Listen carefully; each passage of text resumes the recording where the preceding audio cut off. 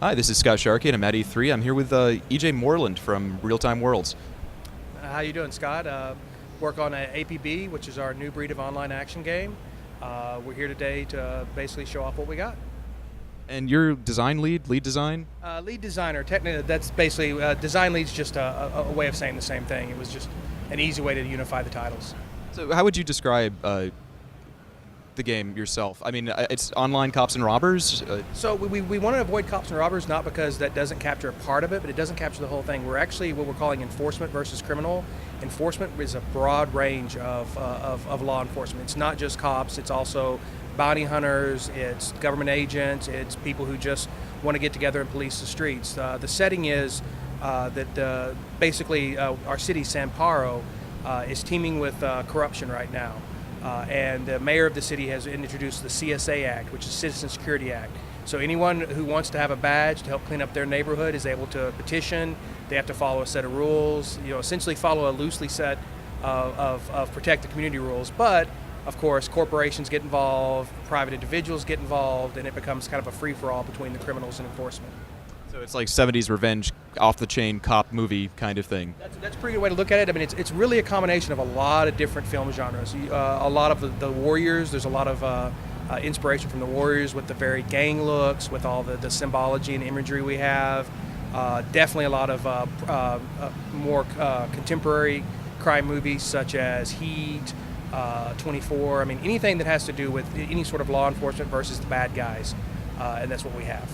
So are you seeing like a lot of consistency within like gang designs when people are setting up their groups? I mean, are you getting like guys with baseball bats and face paint, or we get everything from ninjas to guys who want to look like dead presidents to guys who look like gangs out of the Warriors to the Scooby-Doo gang. We've had Fred and Daphne with the Mystery Machine. So it's just a wide range. Everyone gets to express what they want, and that's what we're really going for. I saw you guys like made President Obama. GDC last year, you did like a bunch of the developers that were present. So you had like Molyneux and Shiggy jumping out of the thing. And yeah. So I mean, basically, what we're wanting to demonstrate there is you really get the chance to have the look you want. It's all about your personal expression. We have what we call the 3 C's: creativity, conflict, and celebrity. And the idea is with creativity, you establish an identity that's completely your own. You can trade that look with the other people that are part of your team or your clan. So you have a unified look across your whole organization. You carry that in not only the types of clothing you wear, but the car styles you have, the music you listen to, how you set up your tactics in the game, and that translates to the conflict, which is our dynamic matchmaking, which allows you to, we don't have any lobbies. The idea is that you get in the game, you start playing, and we matchmake behind the scenes. And well, the newest thing, I guess, is the music editor. It looks like an old mod tracker, kind of. Basically, the inspiration is from the old mod trackers and MIDI synth devices that they've had for years. And the idea is not only we want players to visually express themselves, we want it to be with audio as well. So they're able to create their own little 5-second tune. So when I kill someone in the game, it plays the tune that I've created. So it could be Queen's Another One Bites the Dust if I've created that myself, but it's all player driven. So when Fred caps somebody, it'll play the Scooby-Doo theme. Absolutely. If that's what they've created as their theme, it'll play the Scooby-Doo theme. Are you worried about any kind of copyright issues? I mean, that was a big thing with Cryptic back with City of Heroes. So certainly there are some concerns we have. We're looking into it. We haven't exactly established what the rules are going to be, but to us, it's user-generated content. We're not pushing any of the types of what could be considered content infringement on anyone. If they create that and there's someone that's worried about that, we'll police it as we have to. But we've still not developed all the policies in place for that.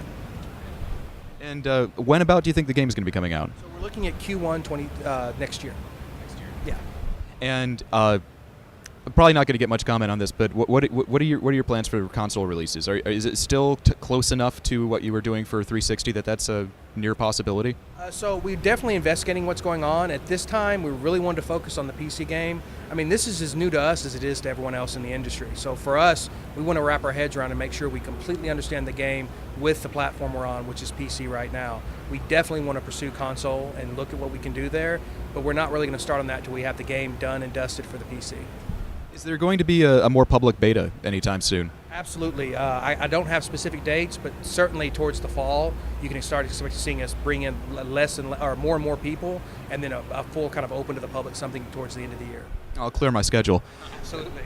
And thanks again. No problem. Thank you very much, Scott.